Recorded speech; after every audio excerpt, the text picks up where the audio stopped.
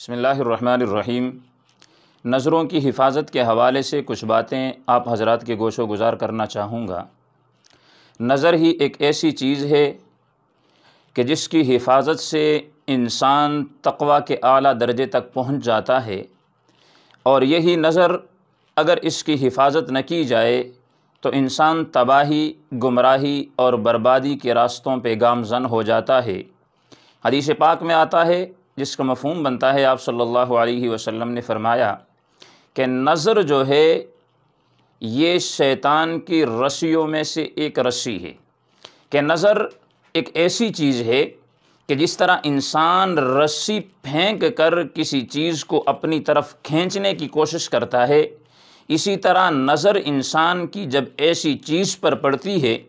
جس کو شریعت کے اندر ممنوع قرار دیا گیا ہے، تو اس صورت کے اندر بھی انسان کا ایمان جو ہے وہ سلب ہونے کے قریب ہو جاتا ہے۔ اور یہ بات ذہن میں رکھیے گا کہ محض لذت کے لیے جب انسان کسی غیر محرم پہ نظر ڈالتا ہے تو یہ صرف آنکھوں کی لذت نہیں یا صرف آنکھوں کا گناہ نہیں، بلکہ نظر کی جو آنکھوں سے دیکھی جانے والی چیز ہے، اس کا نقشہ آنکھیں دماغ پہ بٹھا دیتی ہے، اور دماغ اس نقشے کو دل کی طرف منتقل کر دیتا ہے،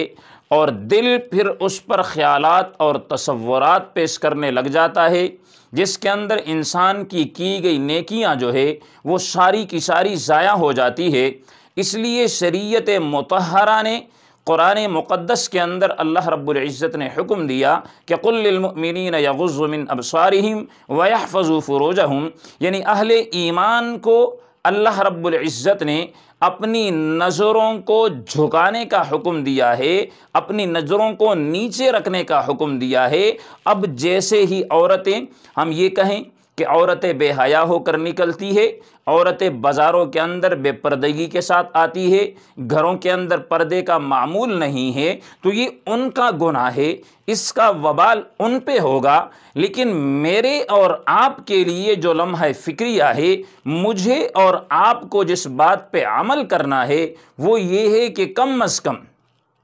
ہمیں پہلے تو یہ چاہیے کہ دوسروں کو اگر ہم نہیں کہہ سکتے یا ان کو نہیں روک سکتے، اپنی ماں، بہن، بیٹی اور بیویوں پہ تو ہمارا حق ہے، ان کو تو ہم پردہ کروا سکتے ہیں۔ انہوں نے اگر باہر جانا بھی ہو تو باپردہ ہو کے ان کو ہم بھیج سکتے ہیں، لیکن اس کے علاوہ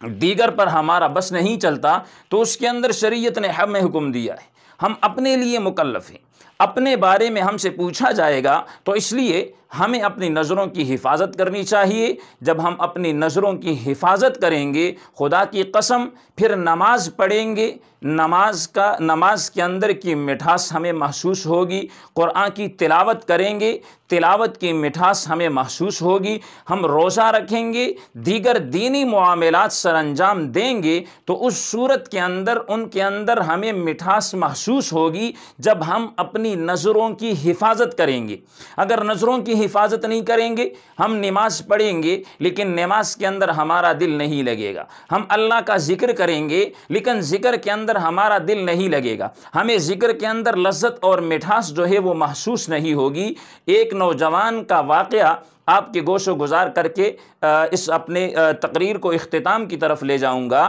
اتنی بات ذہن میں رکھیں، کہتے ہیں کہ ایک نوجوان ایک بزرگ کے پاس آیا اور آ کر کہنے لگا کہ نظروں کی حفاظت نہیں ہو سکتی، جب بھی باہر جاتا ہوں، بازار میں نکلتا ہوں، بے پردگی ہوتی ہے جس کی وجہ سے بد نظری کا شکار ہو جاتا ہوں، بد نظری ہو جاتی ہے۔ تو ان بزرگوں نے کہا کہ میں آپ کو اس کا علاج بتاؤں گا، لیکن پہلے آپ کو میرا ایک کام کرنا پڑے گا۔ وہ کام کیا ہے؟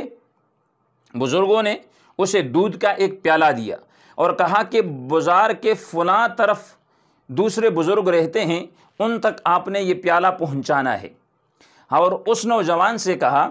کہ تمہارے ساتھ میں ایک آدمی روانہ کروں گا، اگر پیالے میں سے تھوڑا سا دودھ بھی باہر گرا تو وہ بازار کے اندر تمہیں 2 جوتے لگائے گا۔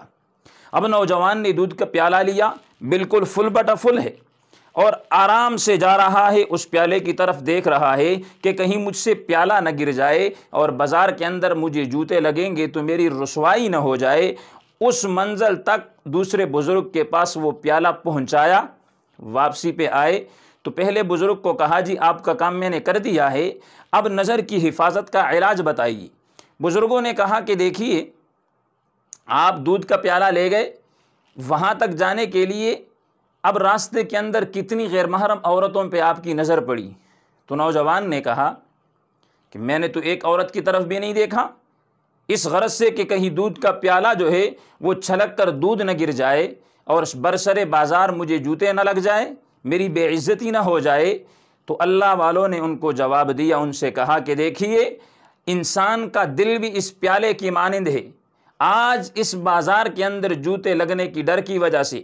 اپنی رسوائی کی وجہ سے تم نے یہ کہا کہ لوگوں کے سامنے میری بے عزتی ہو جائے گی، پیالے کی طرف توجہ کی، عورتوں کی طرف نہیں دیکھا، بدنظری نہیں کی، تو کل قیامت کے دن آپ سوچیں جب سب لوگوں کے سامنے آپ کو پیش کیا جائے گا، وہاں کتنی آپ کی جو ہے نا، اگر آپ کو وہاں پہ اللہ آپ سے پوچھ لے وہاں آپ کی کتنی بے عزتی ہوگی۔ تو اللہ والوں کی یہ نشانی ہے کہ وہ اپنے دل کے پیالے کی طرف توجہ دیتے ہیں، وہ ادھر ادھر غیروں کی طرف نہیں دیکھتے۔ تو اس لیے میرے محترم نظر کی حفاظت بہت ہی زیادہ ضروری ہے، اور اس لیے تو اللہ رب العزت نے عورت کو سراسر پردے ہی پردہ بنایا ہے، عورت کا نام ہی پردہ ہے، یہاں تک کہ عورت کے بال جو ہے اس کو بھی دوسرے غیر محرموں کو دکھانے کی اجازت نہیں ہے۔ عورتوں کے متعلق احادیث کے اندر پردے کے بارے میں بہت زیادہ احادیث وارد ہوئی ہیں، قرآن مجید کے اندر اللہ پاک نے اس کا حکم دیا ہے۔ میں اپنی ماں بہن اور بیٹیوں سے گزارش کروں گا کہ وہ باپردہ ہو کے گھروں سے نکلے، کہیں ایسا نہ ہو کہ اس حدیث کی مصداق ہم ٹھہریں کہ جس میں حضور صلی اللہ علیہ وسلم نے فرمایا کہ قیامت کے قریب ایسی عورتیں ہوں گی کہ جو لباس کے باوجود بھی ننگی ہوں گی، ایسی عورتیں ہوں گی جو لباس کے باوجود بھی ننگی ہوگی، اور ان کے بارے میں حضور نے فرمایا کہ ان کی بدبختی یہ ہے کہ قیامت کے دن یہ جنت کی خوشبو تک نہیں سونگھ سکیں گی۔ تو میرے محترم پردہ انسان کے لیے ضروری ہے، اور نظروں کی حفاظت بھی انسان کے لیے انتہائی اہمیت کے حامل ہے۔ اللہ رب العزت سے دعا ہے اللہ ہمیں شریعت اسلامیہ کے مطابق چلنے کی اور عمل کرنے کی توفیق عطا فرمائے۔ وآخر دعوانا ان الحمد للہ رب العالمین۔